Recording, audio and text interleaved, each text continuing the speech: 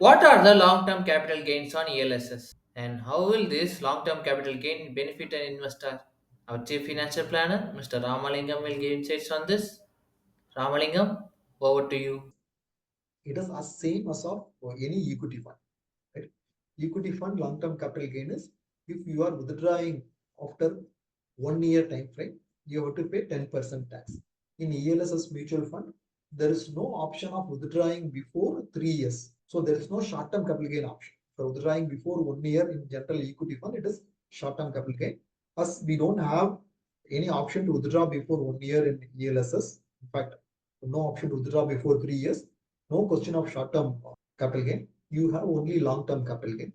Long-term capital gain is whatever the gain over and above the principal you have invested, whatever the gain you are withdrawing, for that you have to pay 10% tax. 10% flat tax is what you need to pay. Thanks for your detailed answer. If you have any doubt regarding this or any other financial or investment decision, don't hesitate to book an appointment with our financial expert. The link to the appointment is given in the description below. And also, would you like to know more about finance and investment? Then we would recommend you to attend our live webinar. The link to the webinar is also given in the description below.